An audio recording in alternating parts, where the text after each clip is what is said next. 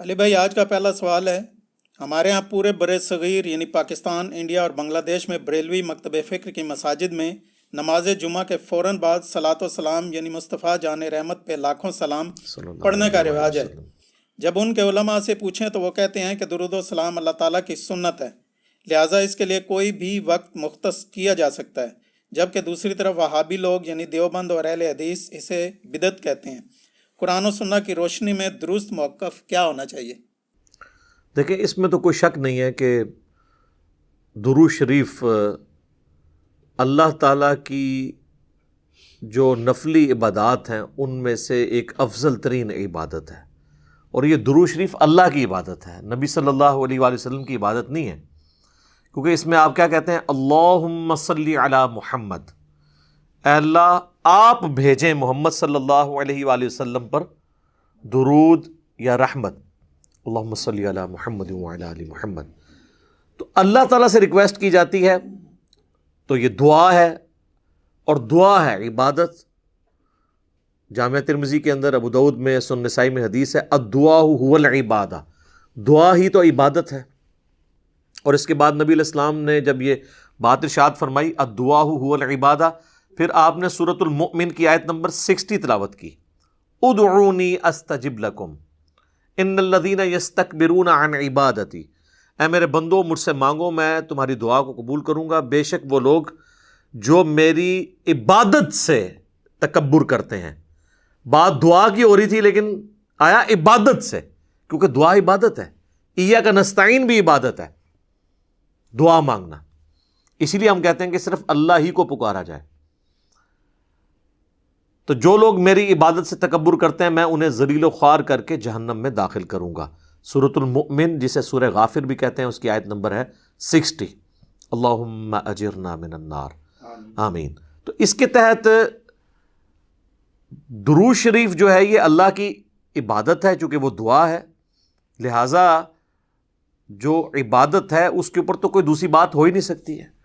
اور درود شریف کے حوالے سے تو ہمیں اللہ تعالیٰ نے قرآن حکیم میں حکماً یہ بات ارشاد فرمائی ہے، سورۃ الاحزاب کی آیت نمبر 56، ان اللہ وملائکتہ یصلون علی النبی یا ایھا الذین آمنوا صلوا علیہ وسلموا تسلیما اللہم صلی علی محمد وعلی آل محمد واصحابہ اجمعین الی یوم الدین، آمین۔ یہ آیت مبارکہ میں اللہ تعالیٰ نے واضح حکم دیا ہے کہ بے شک اللہ اور اس کے فرشتے نبی صلی اللہ علیہ وآلہ وسلم پر درود پڑھتے ہیں، اے ایمان والو تم بھی نبی صلی اللہ علیہ وآلہ وسلم پر درود اور خوب سلام بھیجو۔ اس کے کانٹیکسٹ میں جو پہلی اسلام کی تفسیر ہے نا، تفسیر تبری، امام ابن جریر تبری المتوفا 310 ہجری، ان کی تفسیر کو تفسیر ابن جریر بھی کہا جاتا ہے، ابن کثیر نے انہی سے ہی کاپی کی ہیں اکثر چیزیں۔ انہوں نے لکھا ہے کہ یہ جو اللہ کا درود ہے نا اور فرشتوں کا درود، یہ ہے کہ فرشتے دعائے رحمت کرتے ہیں نبی علیہ السلام کے لیے، اور اللہ اپنے نبی پہ رحمت بھیجتا ہے خود، کیونکہ اسے تو کسی کے کہنے کی ضرورت نہیں۔ تو یہ اللہ کا درود ہے۔ اللہ کا درود ہمارے والا درود نہیں ہے، ہمیں اللہ کو ریکویسٹ کرنی ہوتی ہے، اللہ تو خود ہی رحمت فرما دیتا ہے۔ تو درود و سلام کے حوالے سے یہ ذہن میں رکھیے گا کہ یہ آیت جب ان اللہ و ملائکتہ نازل ہوئی تو بخاری اور مسلم دونوں میں موجود ہے کہ صحابہ نے عرض کیا، اللہ کے محبوب علیہ السلام ہم نے آپ پر سلام تو سیکھ لیا ہے، السلام علیکہ ایھا النبی، جو آپ نے سکھایا ہے تشہد کے اندر، ہم آپ پر درود کیسے پڑھیں؟ تو پھر آپ صلی اللہ علیہ وآلہ وسلم نے نماز والا درود ابراہیمی تعلیم فرمایا۔ اور جو لوگ بدبختی پہ اترے ہوئے ہیں وہ اس کو وہابی درود کہنا شروع کر دیتے ہیں، حالانکہ بخاری مسلم میں نبی علیہ السلام نے یہ درود سکھایا ہے۔ حتیٰ کہ تفسیر نعیمی جو مفتی احمد یار خان نعیمی اور ان کے بیٹے نے مل کے لکھی ہے، اس میں واضح انہوں نے لکھا ہے کہ درود ابراہیمی جو ہے یہ ایک ناقص درود ہے نماز کے باہر، اور یہ پڑھنا گناہ ہے، نعوذ باللہ، گناہ۔ وہ کہتے ہیں نماز کے اندر تو درست ہے، وہ کہتے ہیں گناہ کی جسٹیفیکیشن وہ یہ دیتے ہیں کہ جی اس میں تو اللہ کا حکم پورا نہیں ہو رہا، کیونکہ اللہ تو کہہ رہا ہے درود اور سلام دونوں بھیجو، تو اس میں تو صرف درود ہے، سلام کوئی نہیں ہے۔ دیکھیں، اور نماز میں السلام علیکہ ایھا النبی آ جاتا ہے، میرے بھائی سلام اور درود دونوں انٹرچینجبل الفاظ ہیں. اگر یہی بات آپ کی منطق مان لی جائے نا تو 99% احادیث صرف درود کے بارے میں، سلام کے بارے میں نہیں ہے. مثلا صحیح مسلم میں جو حدیث ہے، جو شخص اذان کا جواب دے اس کے بعد مجھ پر درود پڑھے تو جو ایک دفعہ درود پڑھے گا اللہ اس پہ 10 رحمتیں نازل فرمائے گا. اور پھر آپ علیہ السلام نے فرمایا اس کے بعد اللہ کے حضور میرے لیے الوسیلہ والی دعا مانگے تو میری شفاعت اس کے لیے حلال ہو جائے گی. اس میں سلام تو ہے نہیں ہے. وہاں تو کسی نے اللہ کے نبی علیہ السلام کو مشورہ نہیں دیا کہ آپ یہ ناقص بات کیوں کر رہے ہیں، درود والی آپ کو سلام بھی ساتھ کہنا چاہیے. خام خواہ یہ انٹرچینجبل الفاظ ہیں، جس طرح اردو میں بھی خوش و خرم. درود اور سلام، درود کیا ہے؟ ہم یہ ویسے فارسی زبان کا لفظ ہے، عربی میں صلاح دعا ہے، دعائے رحمت نبی علیہ السلام کے لیے. اور سلامتی کیا ہوتی ہے؟ وہ بھی دعائے رحمت ہی ہوتی ہے. یعنی ایک انداز ہے دونوں اعتبار سے، نبی علیہ السلام پہ کوئی درود پڑھے یا سلام پڑھے، بات تو ایک ہے. سنن نسائی میں حدیث ہے، جو مجھ پر ایک دفعہ درود پڑھتا ہے اللہ تعالیٰ اس پہ 10 دفعہ رحمت نازل فرماتا ہے، اور جو ایک دفعہ سلام پڑھتا ہے اللہ تعالیٰ اس پہ 10 دفعہ سلامتی نازل فرماتا ہے. آپ نے کبھی اس کو آپس میں کمپیئر ہی نہیں کروایا. جامعہ ترمذی میں حدیث ہے، قیامت والے دن سب سے زیادہ میرے نزدیک وہ ہوگا جس نے دنیا میں سب سے زیادہ مجھ پہ درود پڑا ہوگا، اس میں سلام کا ذکر ہی کوئی نہیں موجود ہے. جامعہ ترمذی میں ایک حدیث ہے جس کی سند کمزور ہے، لیکن اس کی صحیح سند المستدرک للحاکم کے اندر ہے، فضل الصلاۃ علی النبی کے اندر موجود ہے کہ نبی علیہ السلام ایک دفعہ مسجد میں تشریف لائے تو ممبر کی پہلی سیڑھی پر قدم رکھا، فرمایا آمین، دوسری پہ رکھا، فرمایا آمین، تیسری پہ رکھا، فرمایا آمین. صحابہ نے کہا ہم نے آپ کو آج وہ عمل کرتے ہوئے دیکھا جو پہلے نہیں دیکھا. تو آپ نے فرمایا کہ جبرائیل علیہ السلام میرے پاس آئے تھے اور انہوں نے کہا کہ یا رسول اللہ آپ میری دعا کے اوپر مہر لگائیں، آمین کہیں کہ ہلاک ہو جائے وہ شخص جس کے سامنے آپ کا ذکر ہو اور وہ آپ پر درود نہ پڑھے. اللہم صلی علی محمد وعلی آل محمد. ایک مجلس میں ایک دفعہ پڑھ لینا کافی ہوتا ہے، ہر دفعہ پڑھیں تو بہت اچھی بات ہے. تو میں نے کہا آمین. دوسری سیڑھی پہ قدم رکھا تو اس نے کہا کہ ہلاک ہو جائے وہ شخص جس کو ماں باپ دونوں یا دونوں میں سے کوئی ایک بڑھاپے کی حالت میں ملے اور ان کی خدمت کر کے جنت نہ کما سکے. تو میں نے کہا آمین. اور تیسری سیڑھی پہ اس نے کہا کہ جو شخص رمضان کا مہینہ پائے اور اللہ سے اپنی مغفرت نہ کروا سکے وہ بھی تباہ و برباد ہو جائے. تو میں نے کہا آمین. تو وہاں پہ بھی درود کے الفاظ ہیں. جامعہ ترمذی میں مولا علی علیہ السلام نے حدیث روایت کی ہے کہ نبی صلی اللہ علیہ وآلہ وسلم نے فرمایا اصل میں کنجوس وہ شخص ہے جس کے سامنے میرا ذکر ہو اور مجھ پر درود نہ پڑے. اللہم صلی علی محمد وعلی آل محمد.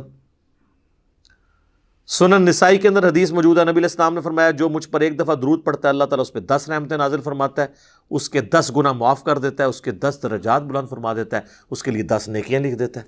وہاں پہ بھی درود کے الفاظ ہیں.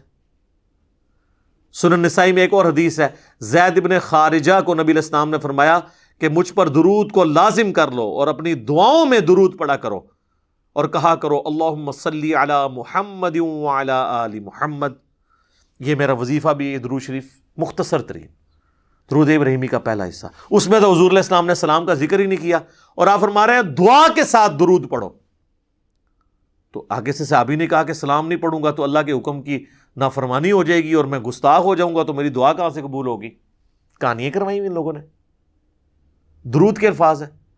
جامعہ ترمذی میں ایک حدیث موجود ہے، ایک شخص آیا، اس نے نماز پڑھی اور ڈائریکٹ اللہ سے مانگنا شروع کر دیا. آپ نے فرمایا اس نے جلدی کی. ایک اور سائل آیا، اس نے پہلے اللہ کی حمد بیان کی، پھر درود پڑھا اور پھر اللہ سے مانگا. تو آپ نے فرمایا سل تعطا، سل تعطا، مانگ تجھے دیا جائے گا، مانگ تجھے دیا جائے گا. اور دوسرے شخص کو حضور نے بلا کے کہا کہ پہلے اللہ کی حمد بیان کرو، پھر مجھ پہ درود پڑھو اور پھر اللہ سے مانگو. یہ دعا کا سلیقہ ہے. وہاں پہ بھی سلام کے الفاظ موجود نہیں ہیں. سر 99.99% احادیث میں صرف درود کے الفاظ ہیں. سلام کے بھی ہیں لیکن بہت کم حدیثوں میں. سنن نسائی میں حدیث ہے زمین پہ اللہ کے فرشتے سیاحت کرتے ہیں، میرے امتیوں کا سلام میرے تک پہنچاتے ہیں، جو ہم نماز میں بھی پڑھتے ہیں السلام علیکم ایھا النبی. ہاں قبر رسول پہ پڑھیں تو وہ لادہ درجے کی ایک فضیلت ہے. وہ سنن ابی داؤد میں حدیث ہے جو کوئی شخص مجھ پہ سلام پڑھے گا، امام داؤد نے اسے قبر رسول کی حاضری والے چیپٹر میں لیا ہے، اللہ میری روح لوٹا دے گا، میں اس کے سلام کا جواب بھی دوں گا. یعنی یہ برزخی معاملہ ہے اور روح کا لوٹنا بھی برزخی ہے، ورنہ روح داخل کرنے اور نکلنے سے تو تکلیف ہوتی ہے. یہ برزخی معاملہ ہے. اور اگر وہ کہتا ہے نہیں یہ فزیکل ہے تو کیا نبی علیہ السلام کے سلام کے جواب دینے کی آواز ہمیں باہر آتی ہے؟ نہیں. تو ہمارا بھی وہاں تک پہنچنا برزخی ہے، ان کا بھی ہم تک پہنچنا برزخی ہے. تو وہ قبر رسول کی حاضری کے لیے یہ اسپیشل پروٹوکول ہے. وہاں پہ ہم عرض بھی کرتے ہیں.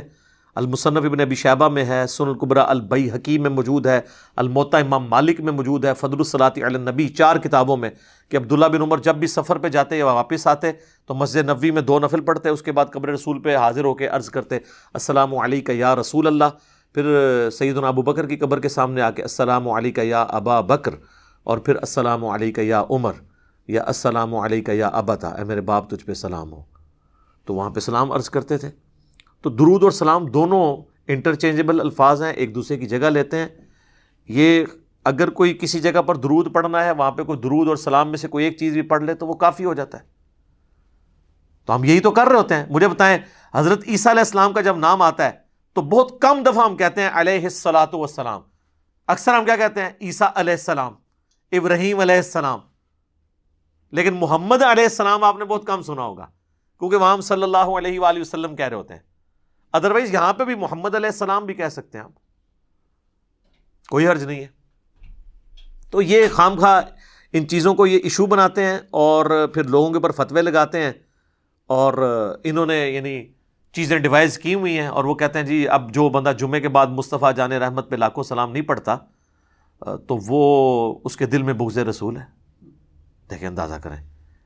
یعنی اس کا تو مطلب یہ ہے کہ کل کو میں کوئی مسجد بناؤں اور اس میں اپنا لکھا ہوا کوئی نعتیہ کلام وہاں پہ جاری کر دوں ہر نماز کے بعد، جس میں نبی علیہ السلام کی تعریف ہو، اور جو کوئی شامل نہ ہو میں کہوں یہ گستاخ رسول ہے. پھر ہمیں مصطفیٰ جان رحمت پہ لاکھوں سلام سے کوئی چڑ نہیں. میں تو یہاں پڑھوایا ہے اسٹیج سے کئی دفعہ. اس کے بعد اشعار تو بہت ایکسٹرا آرڈنری اشعار ہیں. چند ایک چیزوں سے ہمیں بھی اختلاف ہے. نعت کے طور پہ آپ ضرور پڑھیں. وہ صحیح مسلم میں حدیث ہے کہ حسان ابن ثابت جو تھے وہ نبی علیہ السلام کے لیے نعت پڑھا کرتے تھے. باقاعدہ نعتیہ اشعار موجود ہیں. اور بخاری اور مسلم دونوں میں حدیث ہے، اے اللہ روح قدس کے ذریعے حسان کی مدد فرما، جس طرح کہ عیسیٰ ابن مریم کی ہوئی تھی. نبی علیہ السلام تو دعا کرتے تھے نعت پڑھنے والوں کے لیے. نعت کے طور پہ ضرور پڑھیں، لیکن جب آپ کسی چیز کو اجتماعی عبادت کی شکل دیں گے اور اسے کسی جگہ فکس کریں گے، جس طرح انہوں نے ہر نماز جمعہ کے بعد صلاۃ والسلام کھڑے ہو کے یوں پڑھتے ہیں اور اسے فکس کر لیا اس اعتبار سے، اور کھڑے ہو کر صلاۃ والسلام ایک دائرہ بنا کے، اور جو نہیں پڑھتا اس کو کہتے ہیں اس کے دل میں بغض ہے. حالانکہ ان سے پوچھے کہ صحابہ کرام صلاۃ والسلام اس طرح جمعے کے بعد پڑھتے تھے ہیں؟ اینج کریں گے، عربی میں ہی بتا دیں کہ پڑھتے تھے کہ نہیں. ہم کہتے ہیں یار اذان کے ساتھ درود نہ پڑھو، اذان کے بعد آپ درود اور دعا مانگو. مسلم شریف میں حدیث ہے شفاعت واجب ہو جائے گی. پہلے کیوں پڑھتے ہو؟ اس کا حصہ کیوں بنا دیا ہے؟ وہ کہتے ہیں وقفہ کر لیتے ہیں، اور وقفہ بھی کرتے ہیں جب بجلی ہو. جب بجلی آف ہو، اسپیکر بند ہو، تو بغیر صلاۃ والسلام کے ہی اذان دے دیتے ہیں، کیونکہ وہ کسی اور کو سنا رہے ہوتے ہیں. تو کہتے ہیں جی کیا ہوا اگر ہم نے پہلے ملا لیا؟ تو ہم کہتے ہیں کیا حضرت بلال نے صلاۃ والسلام پڑھا تھا؟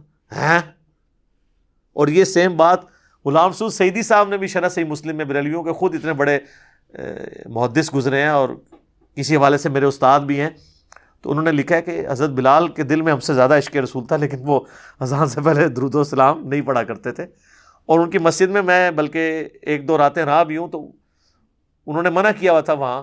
کبھی کبھار وہ اپنے مکتب فکر کے شر سے بچنے کے لیے 3-4 دن بعد نا ایک دفعہ درود پڑھوا لیتے تھے، وہ بھی بعد میں. ویسے وہ اذان کے ساتھ درود نہیں پڑھواتے تھے. تو ہم جب کہتے ہیں تو وہ فوراً فتویٰ لگاتے ہیں. وہ کہتے ہیں نہیں بغض ہے جبھی تو منع کر رہے ہیں نا. ٹائم کوئی اللہ نے بتایا نہیں ہے. اگر اللہ نے ٹائم نہیں بتایا تو جب مرضی پڑھیں. تو سر پھر ہم آپ سے عرض کریں گے، کیا آپ مسجد میں جاتے وقت ٹوائلٹ کی دعا پڑھیں گے، یا ٹوائلٹ میں جاتے وقت دعا پڑھتے ہوئے ساتھ دروشی بھی پڑھیں گے؟ تو خود ہی ان کو سمجھ آ جائے گی بات کی کہ ہر چیز کا ایک وقت ہے. یہ تو اسی طریقے سے ہے، دروشی کا اگر کوئی وقت نہیں ہے تو پھر آپ قیام کے اندر سورہ فاتحہ کی جگہ دروشی پڑھنا شروع کر دیں گے، اپنی مطلب سے چیزوں کو اپنی مرضی سے چینج کریں گے. تو آپ حدیث سن لیں جامعہ ترمذی کے اندر، عبداللہ بن عمر کے سامنے ایک شخص کو چھینک آئی، اس نے کہا الحمدللہ والسلام علی رسول اللہ، تمام تعریفیں اللہ کے لیے اور سلام ہو نبی صلی اللہ علیہ وآلہ وسلم پر. اچھا الصلاۃ والسلام نہیں انہوں نے پڑھا. یہ کہتے ہیں نا درود سلام کے بغیر ناقص ہے، تو سلام تو درود کے بغیر اس سے بڑا ناقص ہوگا، کیونکہ اصل چیز تو درود ہے. تو انہوں نے تو نہیں پڑھا. تو عبداللہ بن عمر نے کہا میں بھی پڑھتا ہوں الحمدللہ والسلام علی رسول اللہ عام حالت میں، لیکن یہاں چھینک کے ساتھ میں نہیں پڑھتا. یہاں ہمیں نبی علیہ السلام نے صرف تعلیم فرمایا الحمدللہ یا الحمدللہ علی کل حال، تم وہی کہو جو نبی علیہ السلام نے تعلیم فرمایا۔ تو اس نے 295 نہیں لگوائی عبداللہ بن عمر کے اوپر کہ آپ درود کے منکر ہیں، آپ نہیں مانتے درود شریف کو۔ ان کی تربیت نبی علیہ السلام نے کی تھی۔ بخاری اور مسلم دونوں میں حدیث ہے، ایک صحابی کو آپ صلی اللہ علیہ وآلہ وسلم نے رات کے وقت وضو کے بعد سونے سے پہلے ایک دعا تعلیم کی، اس میں الفاظ تھے بِنَبِيِّكَ الَّذِي أَرْسَلْتَ، میں ایمان لایا اس پر جو میرے نبی کے ساتھ، تیرے نبی کے ساتھ اے اللہ نازل ہوا۔ تو اس نے اس دعا کو ریپیٹ کرتے ہوئے پڑھ دیا بِرَسُولِكَ الَّذِي أَرْسَلْتَ، بہتر الفاظ استعمال کیے، سپرلیٹو ڈگری ہے رسول۔ رسول تو صرف 315 ہیں، باقی تو 1,00,000 سے زیادہ انبیاء ہی ہیں۔ تو آپ فرمایا تم نے میرے الفاظ کیوں چینج کیے، وہی کہو جو میں نے کہا ہے۔ تو اس نے آگے سے نہیں کہا کہ یا رسول اللہ میں نے تو بہتر ڈگری لگا دی ہے، تو آپ قبول کر لیں، اس کو بدعت حسنہ کے طور پہ قبول کر لیں۔ آپ علیہ السلام کو پتا تھا کہ الفاظ نہ چینج کریں گے تو پھر معاملات خراب ہوں گے۔ اچھا پھر ان کے پاس ایکسکیوز باقی وہ رہ جاتا ہے، وہ دیکھیں جی منع کہاں ہے۔ اس کا بھی ہم نے ان کو جواب دیا ہے کہ منع تو ہو گیا نا جب جنرلی آپ علیہ السلام نے فرما دیا۔ صحیح مسلم میں 2005 نمبر حدیث امام جعفر نے امام باقر سے، اور امام باقر نے جابر بن عبداللہ سے روایت کی رضی اللہ عنہم اجمعین و علیہم السلام اجمعین، کہ نبی علیہ السلام ہر خطبے سے پہلے کہتے تھے اما بعد فإن خیر الحدیث کتاب اللہ وخیر الہدی ہدی محمد صلی اللہ علیہ وآلہ وسلم وشر الامور محدثاتها وکل محدثۃ بدعہ وکل بدعۃ ضلالہ وکل ضلالۃ فی النار۔ کچھ الفاظ مسلم کے ہیں، کچھ سنن نسائی کے، کچھ ترمذی کے۔ آگاہ ہو جاؤ سب سے بہترین کلام اللہ کی کتاب ہے، سب سے ہدایت یافتہ راستہ محمد صلی اللہ علیہ وآلہ وسلم کا ہے، بدترین کام وہ ہیں جو دین میں خود سے داخل کر دیے جائیں، اور وہ تمام کام بدعتیں ہیں، تمام بدعتیں گمراہیاں ہیں، اور تمام گمراہیاں آگ میں لے جانے والی ہیں۔ اللہم اجرنا من النار، آمین۔ تو اب حضور آپ کو کیسے منع کریں؟ آپ جنرل کہہ رہے ہیں کہ میں نے جو تعلیم کیا اس سے ہٹ کے آپ نے نہیں کرنا۔ بخاری اور مسلم دونوں میں حدیث ہے من احدث فی امرنا ھذا فہو رد، جس نے ہمارے دین میں جو ہم نے تعلیم کیا ہے کوئی بات نہیں داخل کر دی وہ مردود ہے۔ اگر کوئی کہے گا نا میں فجر کے 3 فرض پڑھوں گا، ایک فالتو ہی ہے، مردود ہو جائے گی۔ اچھا 2 کی بجائے 1 پڑھنے سے مردود ہونا تو سمجھ آتی ہے، 2 کی بجائے 3 پڑھنے سے مردود کیوں ہو جائے گی؟ کیونکہ نبی علیہ السلام کے پیٹرن سے ہٹ جائے گی۔ عبادت کی قبولیت کے لیے پہلی شرط عقیدے کا درست ہونا، دوسری شرط نبی علیہ السلام کے طریقے پہ ہونا، اور تیسری شرط اخلاص بھی ہو، اللہ کے لیے ہو رہا ہو، دکھلاوے کے لیے نہیں۔ پھر نبی علیہ السلام کا طریقہ چھوڑ دیا تو پھر آپ کی کہاں سے عبادت قبول ہونی ہے؟ پھر بھی ان کو سمجھنا ہے۔ پھر میں ان کو اینٹی وینم الزامی جواب، پھکی جسے میں پنجابی میں کہتا ہوں، وہ دیتا ہوں کہ اچھا یہ بتاؤ کہ جنازے کی اذان منع کہاں ہے؟ وہ کہتے ہیں جی نبی علیہ السلام نے دی نہیں ہے۔ یہ تو کوئی ایکسکیوز نہیں ہے۔ اذان کیا برا کام ہے؟ نیکی کا کام ہے، کرو۔ بخاری مسلم میں حدیث ہے اذان کی آواز سن کے شیطان کی ہوا خارج ہو جاتی ہے اور وہ بھاگ جاتا ہے۔ تو آپ کو جو بعد میں قبر پہ جا کے آپ اپنی اذان خود سے دیتے ہیں شیطان کو بھگانے کے لیے، جنازے کے وقت بھی بھگائیں نا۔ تو کہتے ہیں نہیں جی وہ تعلیم نہیں کی نبی علیہ السلام نے، تو پھر آپ کی اپنی ڈیفینیشن خود ہی خراب ہو گئی نا۔ ہم بھی یہی کہتے ہیں جو تعلیم نہیں کی وہ نہیں کرنا، اور کچھ زیادہ کوئی چتر بننے کی کوشش کرتے ہیں، وہ کہتے ہیں جی یہ جنازے دی اذان وہ ہوندی ہے جڑا بچہ پیدا ہوتا ہے نا اس ٹائم کہانی دیتی جاتی ہے، ایڈی لمبی کہانی بنا دے جے۔ یہ کس آیت اور حدیث میں لکھا ہوا ہے کہ یہ وہ والی اذان ہوتی ہے؟ خام خواہ اذان کا مقصد ہمیشہ نماز کے اعتبار سے لوگوں کو بلانا ہوتا ہے، تو اس کا تو مطلب ہے کہ جب بچے کے کان میں اذان دی جائے تو اسپیکر میں دیا کریں تاکہ سارے گھر آپ کے پہنچ جائیں، اور کہیں جی آج جنازہ پڑھنا آیا ہے دسو کدوں ہونا ہے، پھر اس طرح کی گلاں ہون گے تو جو آپ اسی دیا گے نا، نان سینس باتیں کرتے ہیں۔ عید کے لیے میں نے بات کی، وہ کہتے ہیں نہیں دیکھیں جی بخاری مسلم میں آتا ہے کہ نبی علیہ السلام عید کی اذان نہیں دیا کرتے تھے، صرف جماعت ہوتی تھی۔ تو اس میں منع تو کہیں نہیں لکھا ہوا کہ آپ منع کرتے تھے، کیونکہ آپ تو کہتے ہیں جو اللہ کے نبی نے کیا یا نہیں کیا، اگر وہ اچھا کام ہے اور منع نہیں کیا تو جائز ہے، تو عید کی اذان دے نا۔ تو کہیں گے نہیں، تو یہاں پہ بھی آپ یہی سمجھیں۔ تو یہ بدعت کو سمجھیں، یہ بہت سینسٹیو ایشو ہے، اس طرح تو ہر شخص اپنی مرضی کا دین ڈیوائز کرنا شروع کر دے گا۔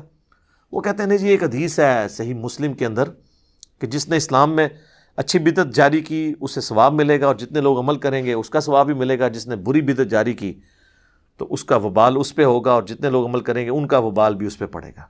سر یہ کہیں مسلم شریف میں ان الفاظ کے ساتھ نہیں ہے، یہ الفاظ ہیں سنت حسنۃ اور سنت سیئۃ.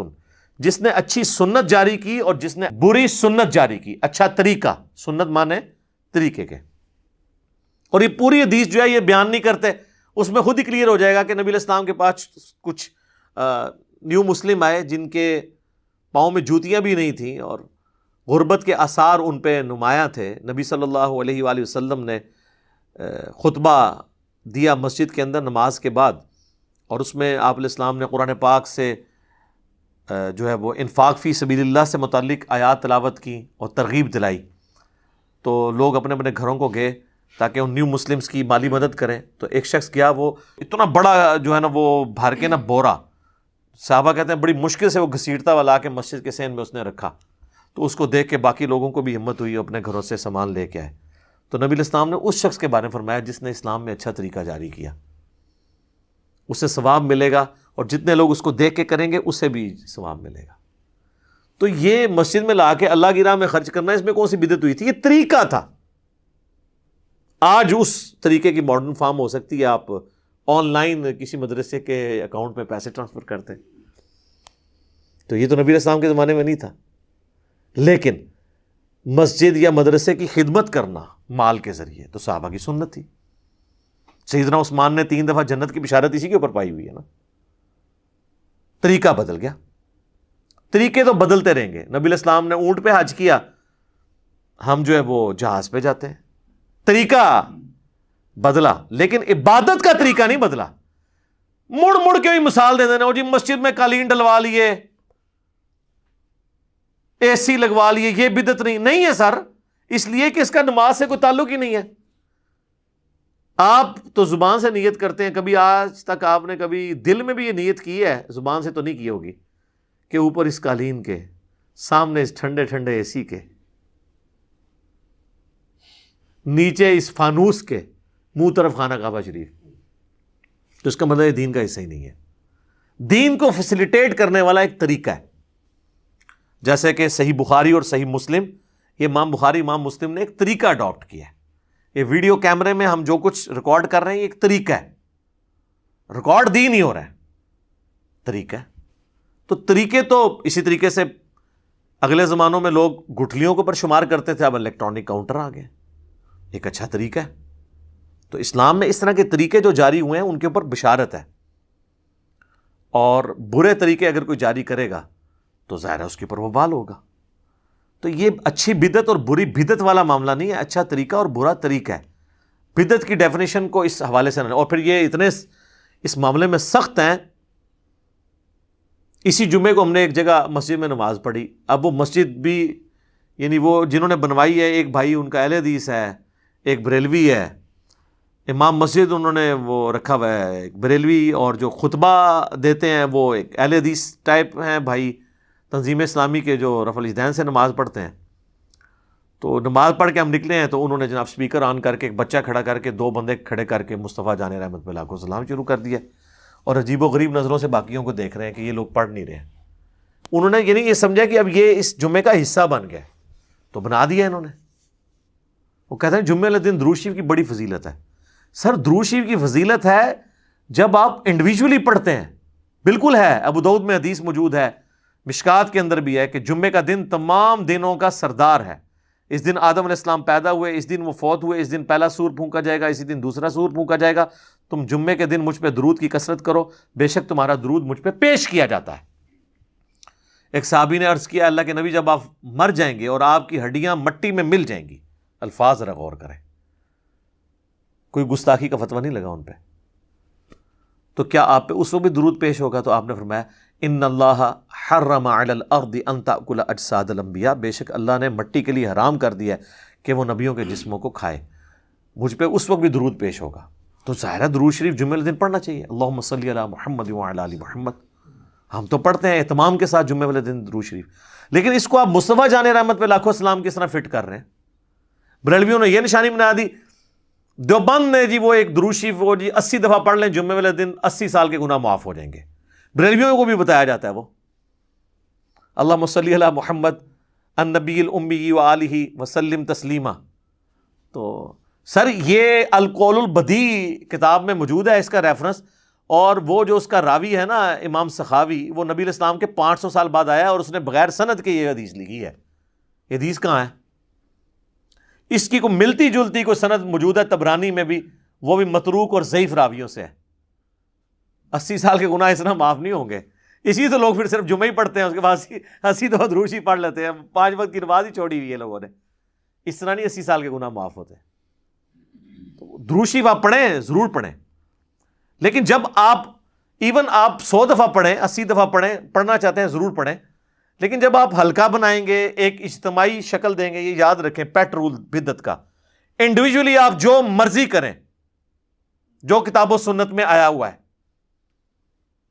ٹائم سے ہٹ کے بھی, تو اس کے اوپر کوئی فتویٰ نہیں لگتا. وہ ہر شخص کو حق حاصل ہے نفلی عبادت جس ٹائم مرضی کرے, اللہ جن اوقات کے اندر منع ہے. وہ ہم یہی کہیں گے کہ منع کن اوقات میں ہے. میں آپ کو نہیں کہوں گا اشراق آپ نے فجر کا وقت ختم ہونے کے 20 منٹ بعد ہی پڑھنی ہے, آپ بے شک 2 گھنٹے بعد پڑھ سکتے ہیں. لیکن جو اجتماعی چیزیں ہیں نا, جیسے ہی اجتماعیت آئے گی تو ہر وہ چیز جو نبی علیہ السلام نے تعلیم نہیں فرمائی بدعت ہو جائے گی. مثلا اگر کوئی اشراق کی اذان شروع کروا دے, اذان نہ بھی شروع کروائے, اعلانیہ کہنا شروع کر دے کہ آؤ جی اشراق پڑھیں, بدعت ہو جائے گی. ویسے مسجد میں لوگ جمع تھے, بائی چانس نفلی جماعت کروا لی, وہ بخاری مسلم میں حدیث ثابت ہے کہ ہو سکتا ہے. لیکن اسپیشلی روزانہ بیٹھنا, بندوں کو اکٹھا کر کے اشراق پڑھوانا جماعت کے ساتھ, بدعت.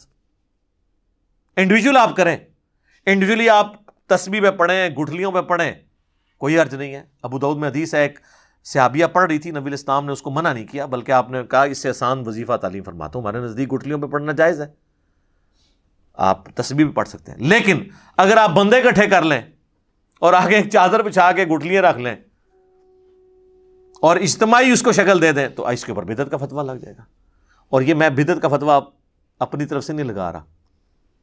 سنن دارمی میں اتنی رکت انگیز حدیث ہے المقدمہ کے اندر, مقدمے کے اندر, سنت کی اہمیت کو اجاگر کرنے کے لیے. اور امام دارمی وہ ہیں جن سے آلموسٹ 70 احادیث امام مسلم نے لی ہیں. امام مسلم کے استاد ہیں امام دارمی. اور کتب ستہ کے بعد جس کتاب کا نمبر ہے نا, الموطا امام مالک اور مسند احمد کو چھوڑ کے, وہ سنن دارمی ہے. اس کے مقدمے میں یہ روایت موجود ہے, بریلویوں نے چھاپی بھی ہے, آپ خود پڑھ لیں. کوفے کی جامع مسجد کے اندر کچھ لوگ بیٹھ کے گٹھلیوں کے اوپر پڑھ رہے ہوتے ہیں سبحان اللہ, الحمدللہ, لا الہ الا اللہ, اللہ اکبر. سر اس سے افضل کوئی وظیفہ ہی نہیں ہے. صحیح مسلم میں حدیث ہے کہ جن چیزوں پہ سورج طلوع ہوتا ہے نا, مجھے ان کلمات سے بڑھ کر کوئی اور عزیز چیز نہیں ہے. جن پہ بھی سورج طلوع ہوتا ہے, یعنی دنیا اور جو کچھ اس کے اندر ہے, سے بڑھ کے مجھے محبوب ہے سبحان اللہ والحمدللہ ولا الہ الا اللہ واللہ اکبر. یہی تسبیح فاطمہ میں بھی الفاظ ہیں. تو ابو موسیٰ اشعری رضی اللہ تعالیٰ عنہ نے مسجد میں دیکھا کہ اس طرح, تو ایک بندہ بولتا ہے جی پڑھو 100 دفعہ سبحان اللہ. لوگ 100 دفعہ سبحان اللہ پڑھتے ہیں اور وہ اپنی گٹھلیاں پھینکتے ہیں.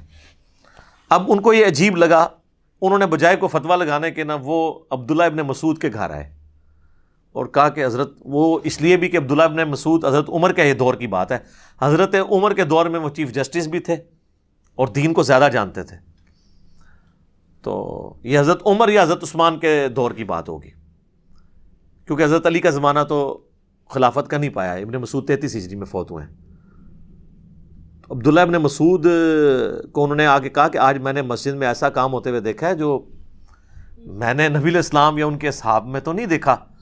تو ان کا کیا, تو ان کا یہ ہو رہا ہے. تو انہوں نے کہا کہ تم نے ان کو یہ کیوں نہیں کہا کہ اپنے بیٹھ کے گناہ شمار کرو, یہاں پہ بجائے یہ گٹھلیاں شمار کرنے کے اپنے گناہ شمار کرو. انہوں نے کہا کہ میں ابو عبد الرحمن, میں آپ کے پاس اسی لیے آیا تھا کہ میں آپ سے آ کے اس حوالے سے ڈسکس کروں. تو وہ جناب ابن مسعود کہتے ہیں میں تمہارے ساتھ مسجد میں جاتا ہوں. جا کے دیکھا انہوں نے, غصے میں آئے. وہی الفاظ جو اکثر آپ کو عمر سیریز میں بھی, وہی حکم تباہ ہو جو تمہارا ستیہ ناس, ابھی تو اللہ کے نبی کے کپڑے بھی پرانے نہیں ہوئے، آپ صلی اللہ علیہ وآلہ وسلم کے برتن بھی نہیں ٹوٹے، اور آپ کے ساتھی بھی مر نہیں گئے سارے، اور اے امت محمدیہ تم نے اس طرح کی خرافات دین میں بدعت داخل کر دی ہیں۔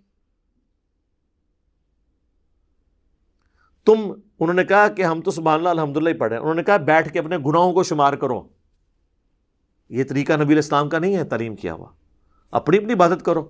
اور پھر ابن مسعود نے ایک جملہ بولا، وہ میں سمجھتا ہوں ان کی کرامت ہی ہے، انہوں نے کہا مجھے تو لگتا ہے تم میں سے اکثر لوگ، شاید اللہ کو بہتر پتہ ہے، مجھے تو لگ رہا ہے کہ دین سے ہی پھر جائیں گے۔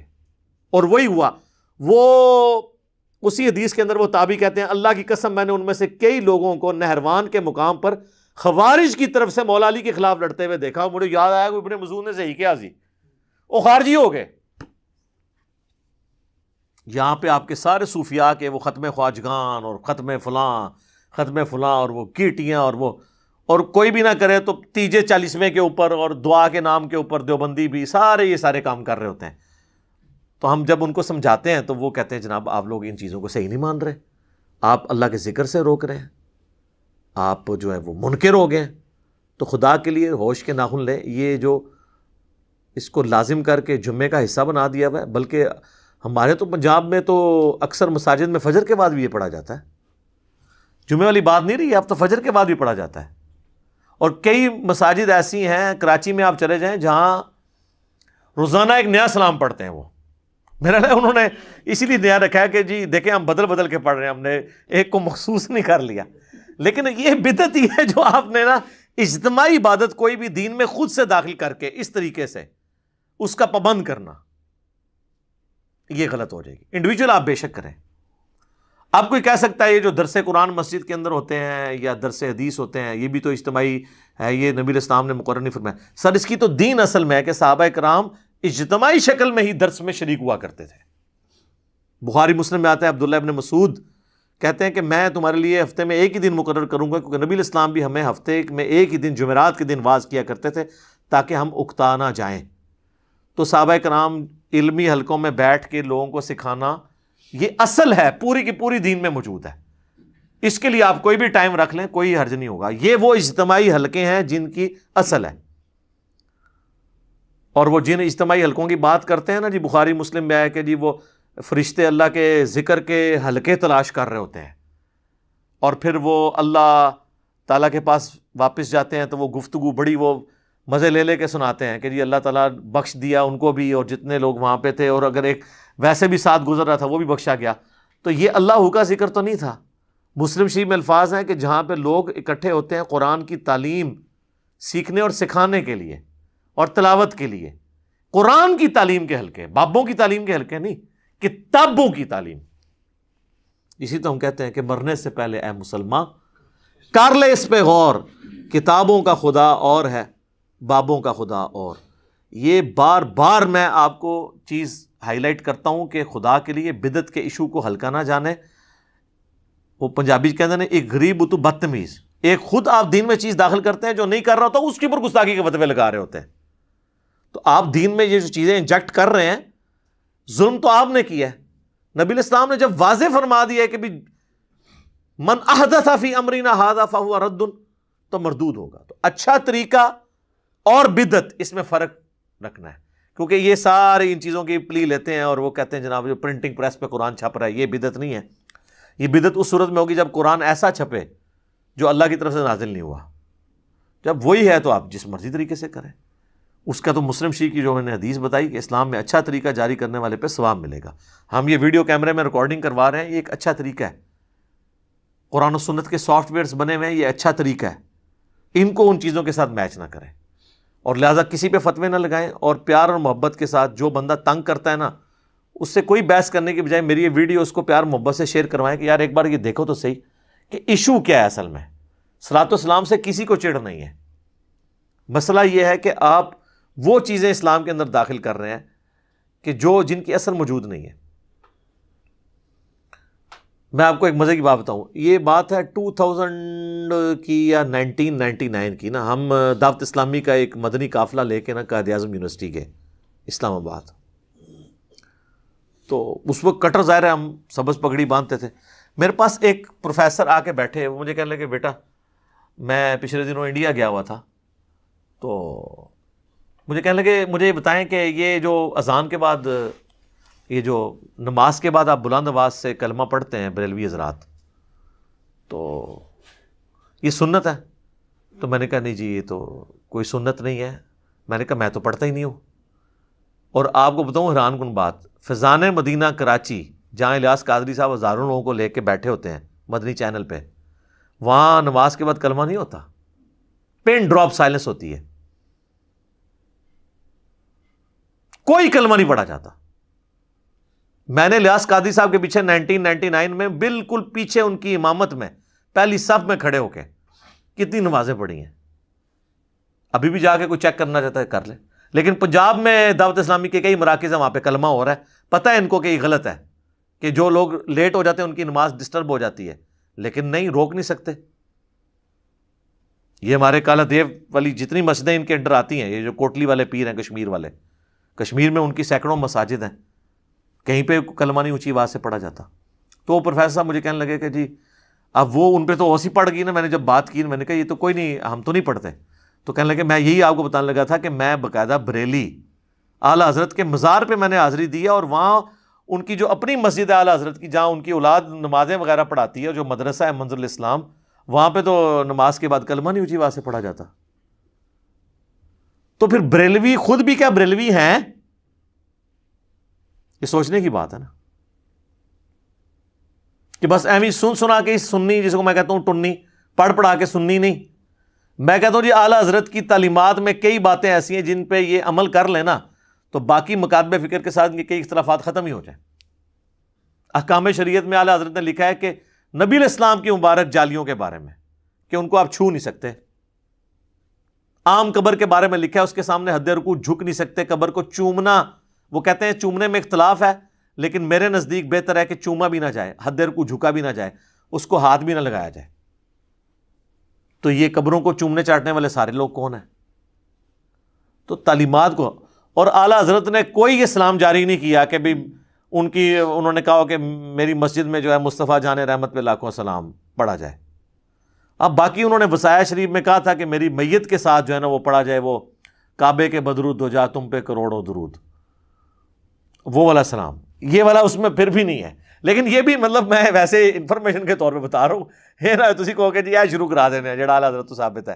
اعلیٰ حضرت سے نہیں ثابت دیکھنا، وہ آپ نے حضرت محمد صلی اللہ علیہ وآلہ وسلم سے ثابت دیکھنا ہے، جن کو آپ اعلیٰ نہیں کہتے ہیں، صرف حضرت محمد کہتے ہیں. فرق دیکھ لینا، وہ صرف حضرت محمد، یہاں اعلیٰ حضرت. ٹھیک ہے نا جی. میں کئی بار سنتا ہوں، آپ دیکھیں یہ اپنے علماء کے ناموں کے ساتھ اتنی لمبی لمبی دمیں، کئی بار یعنی مدنی چینل پہ میں نے دیکھا ہے نا کہ وہ الیاس قادری صاحب کا نام لیتے ہیں تو ان کے ساتھ اتنے القابات، ابو البلال فلاں فلاں فلاں، اپنی کتاب میں فرمان مصطفیٰ نقل کرتے ہیں، مصطفیٰ کلّہ صلی اللہ علیہ وآلہ وسلم. کبھی کبھار القابات بھی لگا لیتے ہیں، کئی بار اکیلے بھی. اور کئی لوگ تو ایسے ہیں اللہ معافی دے، اگر ایک جملے میں 3 دفعہ نام ہے، تینوں دفعہ القابات ریپیٹ کرتے ہیں. تقریر لمبی ہو جائے ان کو کوئی غرض نہیں ہے، چیزیں خود سے دین میں داخل کی ہوئی ہیں اور باقیوں کا اس کو پابند بنایا ہوا ہے. اور جب کوئی پوچھتا ہے تو کہتے ہیں جی آپ لوگ منکر ہو گئے. ابھی انہوں نے اذان شروع کروا دی ہوئی ہے اس کے اوپر، قبر کے اوپر. پوچھے کہاں لکھی ہے، وہ کہتے ہیں جی بات یہ ہے کہ قبر میں سوال ہونے ہیں نا، ان سوالوں کے جواب اذان میں. تو نبی علیہ السلام کو اس بات کا نہیں پتا تھا تو آپ ہی شروع کروا دیتے. اور کہتے ہیں دیکھیں اذان ہی دی ہے نا جی، کوئی ادھر کوئی لڈی تو نہیں ڈالی نا، کوئی غلط کام تو نہیں کیا. وہی بات پھر تو سر جنازے سے پہلے بھی اذان کروائیں، عید سے پہلے بھی اذان کروائیں، منع تو وہ بھی کوئی نہیں ہے، صرف ثابت نہیں ہے نا، کرواتے جائیں. تو یہ بدعت کے ایشو کے بارے میں معاملات کو دیکھنے کی ضرورت ہے. باقی یہ میں مانتا ہوں کہ اہل حدیث نے بھی ہر مسئلے کے اوپر جو بدعت کا فتویٰ لگایا نا، وہ بھی بالکل پھر غلط طرف چلے جاتے ہیں، وہ بھی ایکسٹریم رویے ہیں. اس طرح کے معاملات کو جو ہے نا وہ پھر بدعت کے حوالے سے خود کے ہی ایک معاملات میں وہ پھنس جاتے ہیں. لیکن جو بنیادی چیزیں ہیں ان کو آپ دیکھ کے چلیں، تاکہ دین کے اندر ایسی چیزیں داخل نہ ہوں کہ جس کی وجہ سے آپ کو پھر تکلیف اٹھانی پڑے، اور الٹا آپ تو وہ جاری کر کے سائڈ پہ ہو جاتے ہیں، جو بیچارے نہیں کر رہے ہوتے ان کے اوپر گستاخی کے فتوے لگ رہے ہوتے ہیں. تو اللہ تعالیٰ ہمیں کتاب و سنت کی تعلیمات کے مطابق چلنے کی توفیق عطا فرمائے. آمین. ٹھیک ہوگا جی.